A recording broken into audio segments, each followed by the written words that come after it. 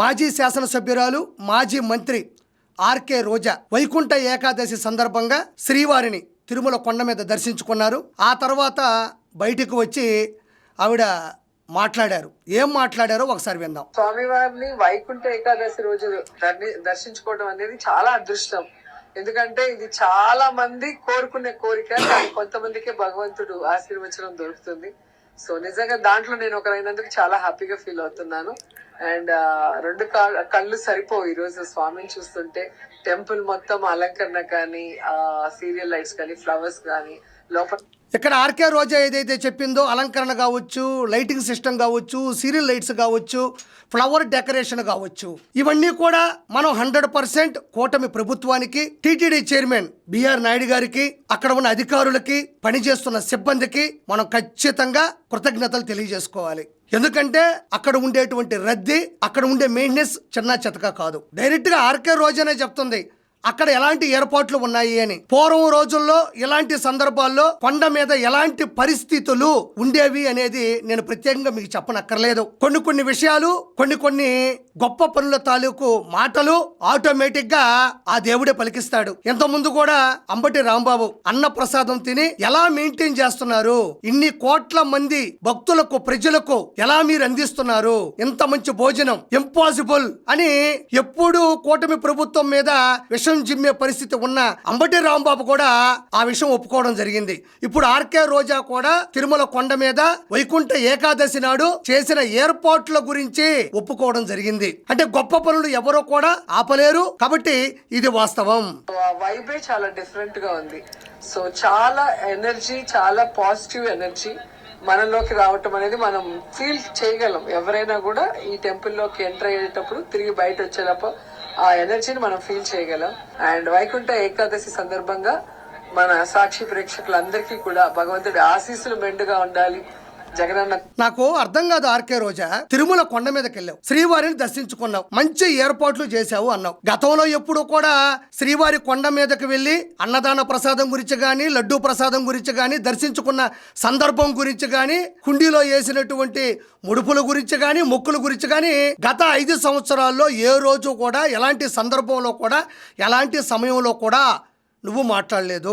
పైకి వెళ్ళడం, జగనన్న గురించి భజన చేయడం, జగనన్న అధికారం గురించి మాట్లాడడం తప్ప ఎప్పుడూ చేయలేదు. మొట్టమొదటిసారి మాట్లాడడం జరిగింది. ఎందుకు అంటే పదే నాలాంటి వాళ్ళు ప్రశ్నించారు, కొండ మీదకి వెళ్ళినప్పుడు నువ్వు చేయాల్సిన పనులేంటి, నువ్వు చేస్తున్నటువంటి పనులేంటి, నీ ప్రసంగం ఏంటి అని చాలామంది వార్నింగ్లు ఇచ్చారు.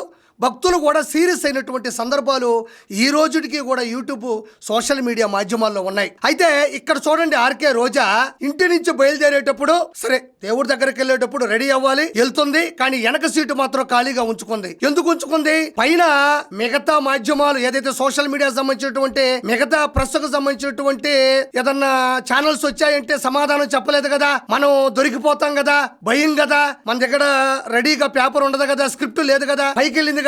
కానీ వెనక సీట్ లో ఒక మైకు, ఒక కెమెరా, ఒక పర్సన్ పెట్టుకుంది, పైకి తీసుకుంది, బయటికి రాగానే ఫ్రేమ్ రెడీగా చేసి పెట్టుకుంది. ఇక్కడ చెప్పే విధానం ఏంటి అంటే సాక్షి ప్రేక్షకులకి ఆ దేవుని ఆశీస్సులు మెండుగా ఉండాలని ఉంటుంది. నిజంగా నువ్వు ప్రజాస్వామ్యంలో ప్రజల మంచి కోరుకునేటువంటి ఒక నాయకురాలువే, సేవకురాలువే అయితే ఏమని అనాలి? ప్రపంచ వ్యాప్తంగా ఉన్న శ్రీవారి భక్తులకి వైకుంఠ ఏకాదశి శుభాకాంక్షలు, వాళ్ళందరికీ మంచి జరగాలి, ఆ దేవుని ఆశీస్సులు ఉండాలని మనస్ఫూర్తిగా కోరుకుంటున్నాను. దానితో పాటు నూతన సంవత్సరం రాబోతుంది కాబట్టి ముందుగా మీకు నూతన సంవత్సర శుభాకాంక్షలు. 2026 అందరి జీవితాల్లో కూడా కొత్త వెలుగులు నింపాలి అని కోరుకుంటానని చెప్తారు ఎవరైనా సరే. కానీ ఈవిడ మాత్రం సాక్షి ప్రేక్షకులకు మాత్రం ఆ దేవుని ఆశీస్సులు మెండుగా ఉండాలని కోరుకునిందంట. సాక్షి ప్రేక్షకులు ఎవరు?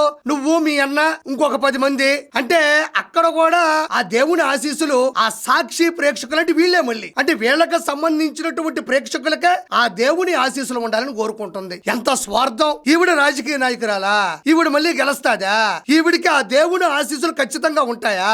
సొంత ఛానల్, సొంత మీడియాని, సొంత మనిషిని తీసుకెళ్లి ఒక ప్లేస్ లో ఒక ఫ్రేమ్ పెట్టుకొని, చేతిలో మైకు పట్టుకొని అక్కడ మాట్లాడేటువంటి మాటలు వినండి మీరు. సాక్షికి సంబంధించినటువంటి ప్రేక్షకులకు మాత్రమే దేవుని ఆశీస్సులు మెండుగా ఉండాలని కోరుకుంటుంది అంటే ఈవిడ జనాలు ఎందుకు నమ్ముతారు? పూర్వంలో కూడా కొండ మీదకి వెళ్ళినప్పుడు ఇలాంటి చేష్టాలే, ఇలాంటి ప్రసంగాలే మాట్లాడినటువంటి తీరు ఆర్కే రోజా గురించి నేను ప్రత్యేకంగా చెప్పనక్కర్లేదు. చెప్పనక్కర్లేదు. తిరుమలకు సంబంధించినటువంటి టికెట్లు ఎన్ని అమ్ముకుంది, ఎన్ని వేల కోట్ల రూపాయలు అర్జించింది నేను ప్రత్యేకంగా చెప్పనక్కర్లేదు. అన్న చేస్తున్నటువంటి కొండ మీద మోసాలను వెనకేసుకుని వచ్చినటువంటి మహిళ ఎవరైనా ఉన్నారు అంటే 2019 నుంచి 2024 మధ్యన ఆర్కే రోజా మాత్రమే. ఇది కరెక్టేనా మీరు చెప్పండి? తిరుమల కొండ మీదకి వెళ్ళినప్పుడు ప్రపంచ వ్యాప్తంగా ఉండే వాళ్ళందరూ బాగుండాలి, బాగుపడాలి, ఆశీస్సులు ఉండాలని కోరుకుంటారు కానీ నా సాక్షి ఛానల్, నా వైఎస్ఆర్సీపీ మా వాళ్ళు మాత్రమే బాగుండాలి, మా వాళ్ళకి మాత్రమే దేవుని ఆశీస్సులు ఉండాలి అందంటే ఏ దేవుడు ఒప్పుకుంటాడు? ఏ దేవుడు ఆశీర్వదిస్తాడు? ఏ దేవుడు వీళ్ళని గెలిపిస్తాడు? ఎప్పటికీ ఆర్కే రోజా ఏమైనా మారిందా? మీరే చెప్పాలి. నారా చంద్రబాబు నాయుడు గారు 4 సార్లు ముఖ్యమంత్రి అయ్యారు, ఇంకొకసారి అవుతారు, అందులో సందేహం లేదు. ముక్కి మూలిగి ముద్దులు పెట్టి అబద్ధాలు చెప్పి అరాచకాలు చేసి ఒక్కసారి ముఖ్యమంత్రి అయినటువంటి జగన్మోహన్ రెడ్డి సేవలు చూసి జగన్మోహన్ రెడ్డి పాలనకి దండం పెట్టారు, ఆయన పార్టీకి పిండం పెట్టారు, మంచి పనులు చేసే నారా చంద్రబాబు నాయుడు గారికి పట్టం కట్టారు. ఇక్కడ చూడండి ఏం మాట్లాడింది మళ్ళీ. మన సాక్షి ప్రేక్షకులందరికీ కూడా భగవంతుడి ఆశీస్సులు మెండుగా ఉండాలి, జగనన్న తొందరగా ముఖ్యమంత్రి అయ్యి రాష్ట్రం మొత్తం మళ్ళీ బాగుండాలని మనస్ఫూర్తిగా కోరుకుంటున్నాను. ఇక్కడ ఆర్కే రోజా మాట్లాడింది విన్నారనుకుంటున్నాను. అత్యవసరంగా అన్న త్వరగా ముఖ్యమంత్రి అవ్వాలి, మళ్ళీ రాష్ట్రం బాగుండాలని కోరుకుంటుందంట. నిజంగా అన్న ముఖ్యమంత్రి అయితే రాష్ట్రం పక్కన పెట్టు, ఇప్పుడు నువ్వు ఏదైతే చెప్పావో ఫ్లవర్ డెకరేషన్, లైటింగ్ సిస్టమ్, అలంకరణ అద్భుతం, దేవుడు మెరిసిపోతున్నాడు అని నువ్వే చెప్పావు. అన్న ముఖ్యమంత్రి అయితే రాష్ట్రం పక్కన పెట్టు, తిరుమల కొండ మీద ఉండేటువంటి ఈ ఏర్పాట్లు ఖచ్చితంగా పర్ఫెక్ట్ గా ఉంటాయా అని నేను ఆర్కే రోజాను సూటిగా ప్రశ్నిస్తుండా. ఇంకోటి అడుగుతుంది ఇక్కడ, అన్న అత్యవసరంగా, అన్న త్వరగా ముఖ్యమంత్రి అవ్వాలి.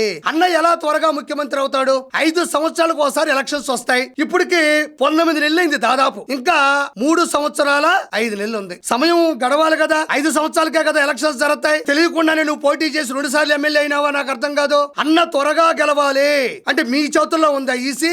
అన్న త్వరగా సీఎం అయిపోవాలంట. కాలం ఎక్కడుందో ఎదుకో, అక్కడికెళ్ళి గట్టిగా తిప్పు, గరగర వచ్చేస్తది, 5 సంవత్సరాలు అయిపోతుంది. అన్న త్వరగా సీఎం అయిపోవాలంట. అన్న ఎలా త్వరగా సీఎం అవుతాడు?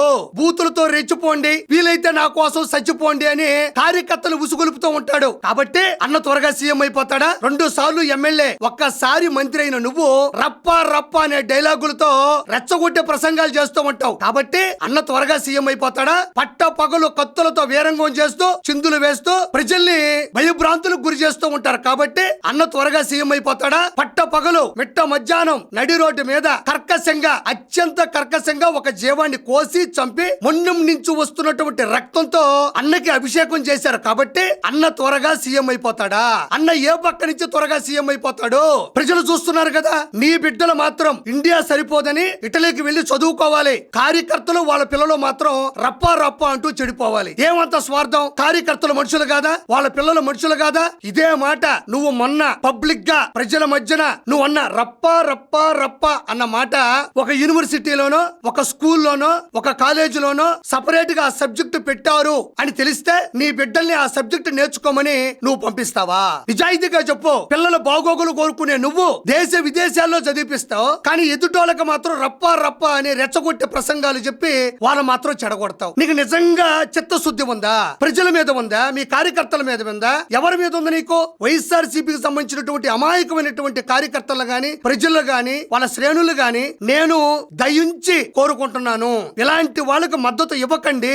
ఆవిడ 3,000 కోట్ల రూపాయలు సంపాదించి వాళ్ళ కుటుంబాన్ని ఏమో ఏ చెన్నైలోనో, ఏ మహారాష్ట్రలోనో, ఏ ఢిల్లీలోనో సెటిల్ చేసుకుంది. మీ దగ్గరికి తీరిగ్గా వచ్చి మిమ్మల్ని రెచ్చగొడతారు, మీ ప్రాణాలని బలి తీసుకుంటున్నారు. మీ బిడ్డల భవిష్యత్తు గురించి ఆలోచించండి, మీ మహిళల యొక్క ఔన్నత్యం గురించి ఆలోచించండి. కానీ ఇలాంటి వాళ్ళు మాట్లాడే మాటలకి మీరు బలి అవ్వద్దు అని మనస్ఫూర్తిగా కోరుకుంటూ నేను మీ కిరా కార్పేని.